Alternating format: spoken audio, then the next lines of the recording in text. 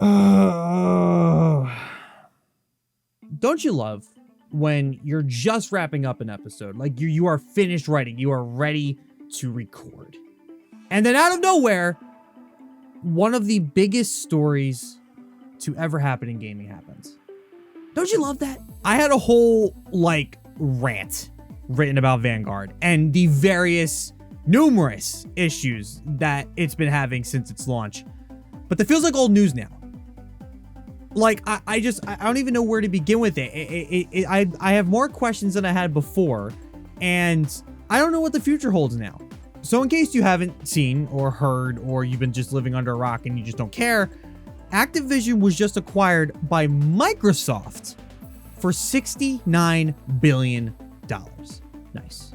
When the news broke, right, obviously social media went insane, right? There really weren't any details that came out. The only thing we now really know is that the deal doesn't technically start until 2023, so we have some time. Meaning that, unfortunately, Xbox, Microsoft, whatever, can't fix Vanguard. I'm sorry, guys. I was hoping for the best just like you, but let's be real, there was no way they were going to do that. So amongst all the chaos that was happening on social media around this time, there was one really clear question that was coming out of everybody's mouths. What was the future of COD on PlayStation? Because obviously Microsoft owns essentially PC gaming and Xbox gaming. You kind of see where I'm going with this, right?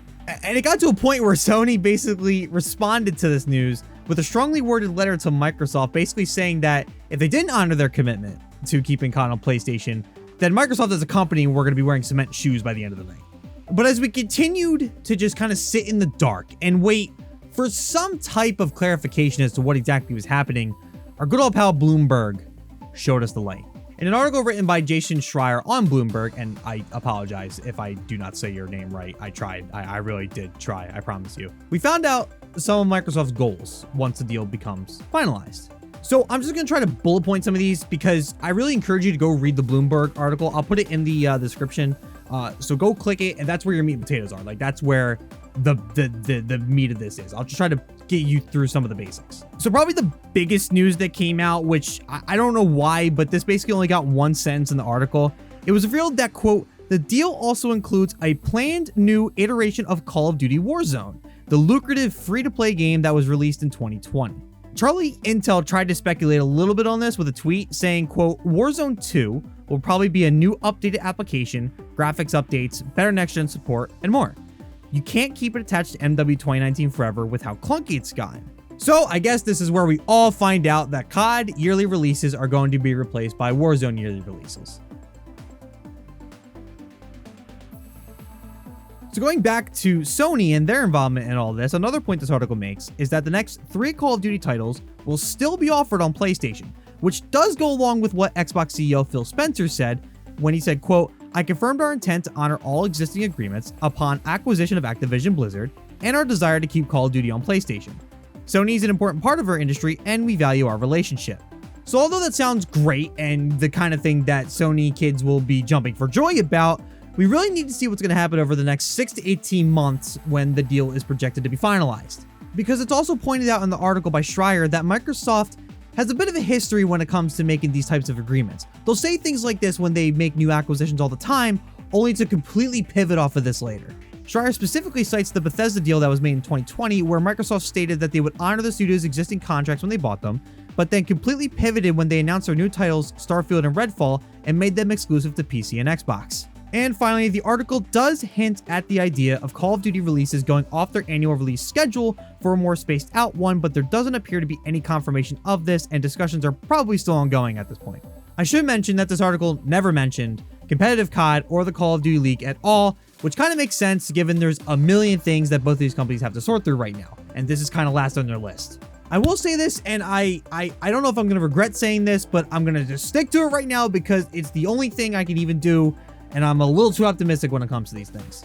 I have some new hope when it comes to competitive COD now, and I know I've been preaching to everybody who will listen that it is probably way too early to tell if the success of the Halo Championship Series will last or not, but given everything they've done so far, it's hard not to be excited if Microsoft gives competitive COD the proper backing and support So if that's the case, then I could be super excited about the Call of Duty League again and really be bullish on its future for years to come.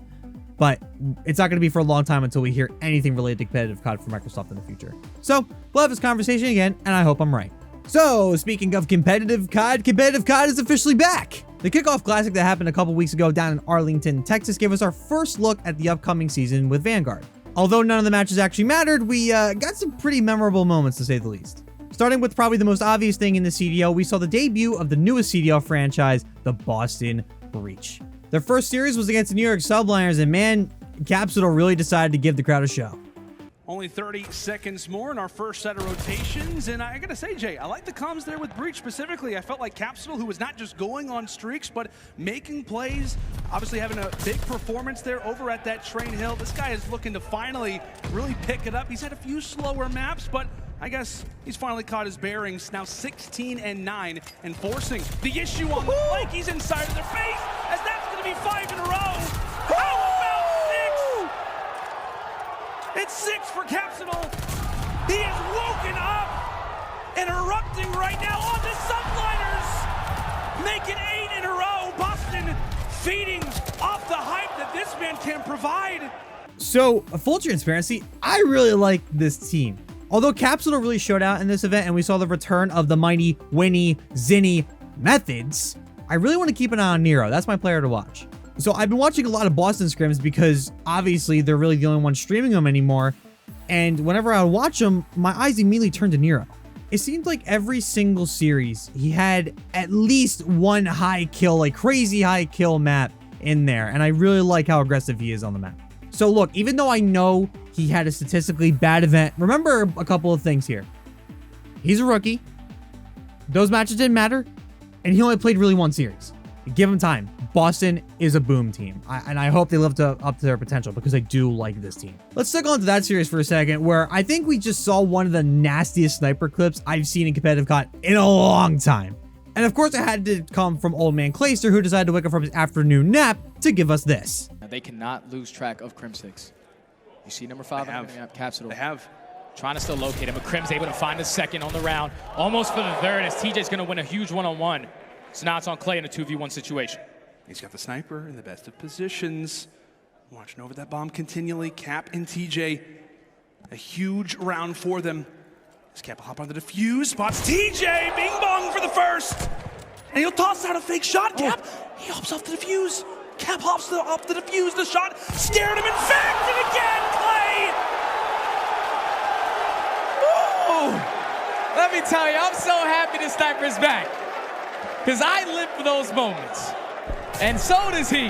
What a clutch coming out of Clayster. Like I said, stand clear of Clayster. I'll be totally honest with you. I watched that and I screamed at the top of my lungs. I love Clay, and man, I'm happy snipers are back. Please don't GA them again. Here we go, map number 2. Oh, we're on that. POV! That's what we wanted! And in other big stories that happened in the Classic, we saw the fully reformed Seattle Surge take out the reigning, defending, undisputed champions, Atlanta FaZe, in round 2. And not only did they take out FaZe, they went all the way to the grand finals and finished in second. They faced last year's runner-up at Champs, the Toronto Ultra, and lost. And although they lost, man, they put on a show. Keep an eye on Seattle, man. This is why challengers need to be paid more attention to. And look at these guys. They're so good. Wouldn't you want to pay attention to challengers? Obviously, GG's to Toronto for taking home the 30K, but keep an eye on Seattle, man. I really do hope that's not a one-and-done deal for Surge and that they come back and continue to shake up the top teams in the league. As long as they give Optics some room to regain, because holy, what was that LET series? And because there could be just no such thing as good things in COD, the event did end with some controversy. Clayster on the Monday following the event tweeted out that he had tested positive for COVID-19 and then slammed the CDL for not really enforcing any COVID-based mandates inside the arena. Envoy shared Clay's frustrations, accusing CDL staff of not properly wearing their masks and saying that fans in the front row were also not wearing masks. Sticking on to the sad train for right now, so hang on tight, everybody. We lost a real one this past week as storied veteran pro Parasite announced after Challengers Cup 3 that he would be retiring from competitive COD, citing frustrations with the current state of Vanguard and the CDL. It's no secret that Haggy has not been a fan of Vanguard at all, as shown from his tweets after each of the Challengers Cups this year. And I know a lot of players definitely share his sentiments. We'll get to that in a second. I personally am extremely sad to see Parasite go, as I've been watching him since his championship run with Impact during Black Ops 2. As an Optic fan, I really hated him with every fiber of my being, but he truthfully was one of the most skilled players during that era, and him being my original COD villain, he has my utmost respect. And it really was one of the most fun times for me as a fan of competitive COD. Parasite, I just want to say, I know you're never going to see this, but thank you for everything you've done for competitive COD over the probably over 10 years that you've been in the scene, and I do really wish you luck in whatever it is that comes next for you. As we were in the middle of writing this episode, we lost another one as Aches formally announced his retirement on Twitter. In his post, he tells the story of his upbringing and how game battles got him started on the path towards 2 championship rings and 20 major event wins in Call of Duty. He then states how he hasn't really competed professionally in 2 years, and that was due to limited opportunities in CDL, as well as changes within the game that he wasn't the biggest fan of. I told you we'd get back to that. These reasons being why he finally decided to hang up the sticks. As for his future, Ake says he'll be working as a full-time game designer for an upcoming AAA title that is designing with, quote, esports in mind. On top of that, he also states that he will be serving as co-host alongside Zuma for The Flank, and will also be working with Deserto for the return of their show, Reverse Sweep. So although we will not be losing Patty P completely, it feels really weird knowing that the OG villain of Call of Duty will not be competing anymore. Thank you for everything, Aches. I do wish you luck as well. You were also a lot of fun to hate. By the way, remember how big of a deal it was when he pushed Nate Shot after losing a grand finals in a Black Ops 2 event? Can you see FAL? Take something away from it. God, that was just... And in order to end the show on a happy note, let's show you guys what happened when the CRL decided to invade the CDL Kickoff event. A few of the lovely community members and owners decided to go on down to Esports Stadium, and it looks like they had some pretty cool adventures.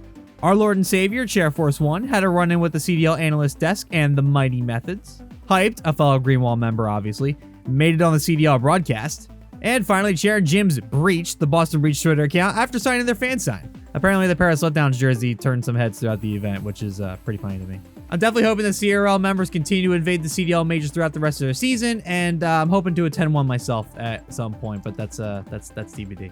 Well, ladies, gentlemen, others, that is going to do it here for the Rec Center. Hopefully, we'll be able to get these out on a more consistent basis.